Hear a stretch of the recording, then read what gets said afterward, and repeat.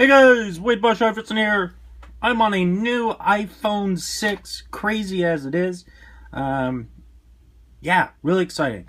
I went to the Bay Area with the Pinoy Mamba, and we certainly had some fun. Went to the Golden Gate Bridge, saw the Warriors play against the Blazers. Fantastic game. Saw the Mariners get absolutely trounced by the Athletics. All in all, had an awesome time, and big thanks to them for my birthday. So I'm going to do 2-box reviews. These are the 2 boxes that I have opened while I was in Oakland. And let me just say, I am hot, hot, hot. Woo! Went into a comic book shop. We were looking to kill a little bit of time before the Athletics game, and I found this. Fleer Greats of the Game, one of my favorite products to open. So I'm going to go ahead and do a recap of that, and I'm also going to do a review for you of these 2 products. The other thing is that I was given this box of James Bond archives from the Pinoy Mamba for my birthday, which truly epic beyond all proportions. I am a massive, colossal James Bond fan. So we're going to go ahead and get to the reviews. Fleer Greats the Game. Totally innovative product. This was focused on all of the best college basketball players to ever play the game. I believe the entire checklist ended up being all Hall of Famers, which is pretty incredible for a product. They had a couple of current guys. Vince Carter was one, and there's a couple others, but all of the current players they included that weren't Hall of Famers at the time are now Hall of Famers, or in the case of Vince Carter, will be a Hall of Famer. So I'll do a quick review. Here's what the base cards look like. It's relatively a simple design, but it's a clean design. It really focuses on the player. I quite like the touch and the feel of the cards. They don't use any gloss, so there's no sticking or issues with that. It's kind of a drier stock. Feels really good in the hand. They have the Fleer Greats of the Game seal, which I actually really, really like. It's got some incredible detail in it, which is surprising. And then it has their college stats. This was one of the first products to ever do this sort of thing. It was the only product at the time that had collegiate cards with legends. Press Pass had done college players that were rookies and current, but not some of the legends. So like this is George Mikan when he was with DePaul and his stats in college. Alright, I'm going to move on to a couple of the different inserts. First of all, you have, I should say that the autographs look like these. So in the case of the autographs, they would be signed down here. There would be no logo, and they raise the picture up a little bit. And in case of the coach's corner, they sign right down there if they're autograph cards. And then the back is very different. What makes this set truly unique is that you're not necessarily chasing the players, you're chasing the coaches. The coaches' autographs in here are big-time money. A lot of them, this is the only product they ever signed in. In the case of this, Mike Krzyzewski is one of those guys. Dean Smith is in this product. A lot of the famous coaches. In the case of the players, all are Hall of Famers. You're looking at George Mikan is one of the big ones. You of course have the Larry Birds, the Magic Johnsons, the Kareem Abdul-Jabbars, and you have quite a few different dead players, such as Mikan, as I said, and you also have players like Bob Cousy and things like that. Really tons of good stuff. There's also game-used college uniforms in this, as well as game-used college courts. This was a first at the time, and it's still pretty much a first for the current ways.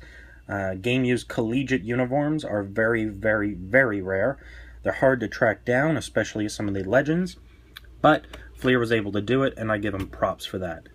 I'll take a look at one of the inserts here. This is David Thompson. This is the All-American insert. Fairly clean design. It gives a little bit of a bio on the back. I actually really like these. These are not particularly rare. There is one version which is a little bit more rare, which would be Player of the Year, which commemorates the Players of the Year, of course. So he was the Player of the Year in 1966, Cazzie Russell.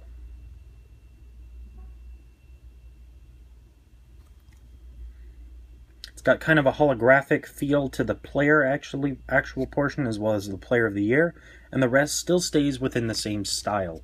That's one of the things that you'll notice with this particular product, is they all feel like they're part of this product.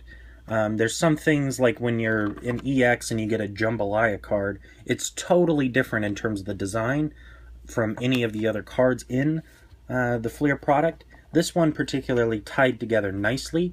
There is no NBA uniforms. Yes, they had an NBA license, but this was a set designed to target the collegiate superstars. Alright, that's a good look at the base and the various inserts. Now I'm going to go to the mem cards that I got. First of all, a game-used floor card of Jalen Rose. This was from Michigan, the Michigan Wolverines, authentic game-used court. Again, feels part of the same design to the set. It feels like it goes with it. That's something I particularly like about this set. So this is Jalen Rose game-used floor card. Feel the Game Classics, Hardwood Classics, and then that's of course the Fleer COA. Kind of hard to read on the back. They chose the black on the blue. It's a little easier in person, but nonetheless, beautiful cards.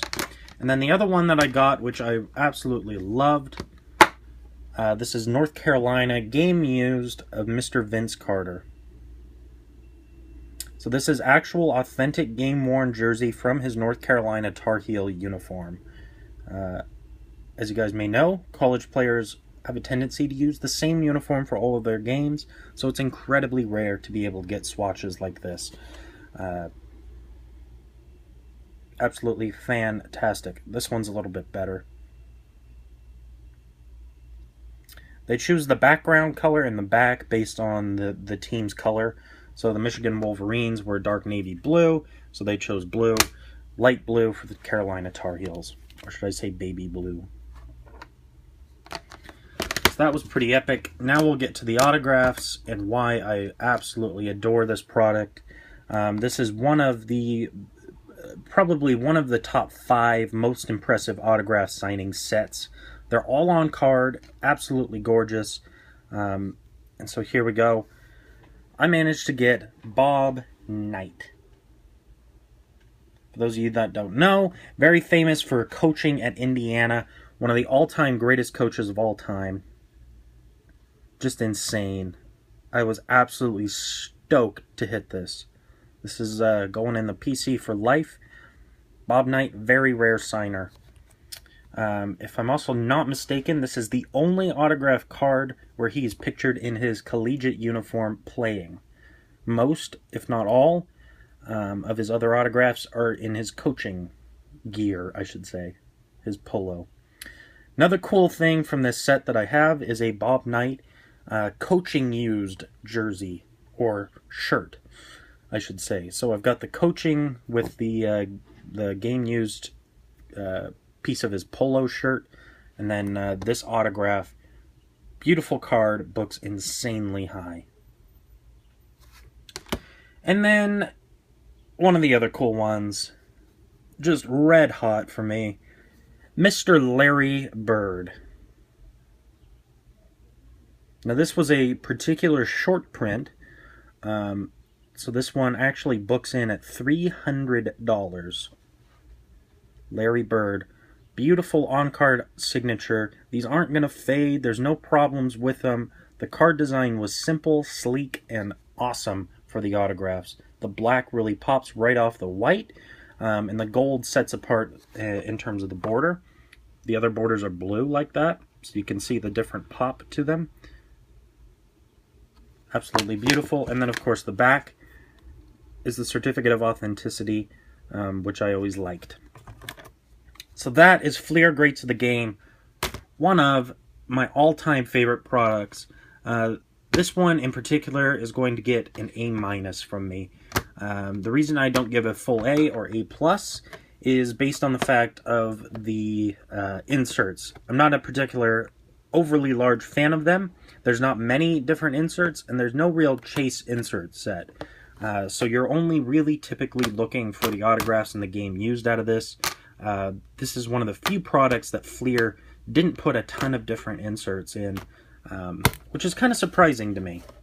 But it is what it is. I'll show you what I mean by that. Here's the 9 limited edition insert sets. The longest odds are 1 in every 24.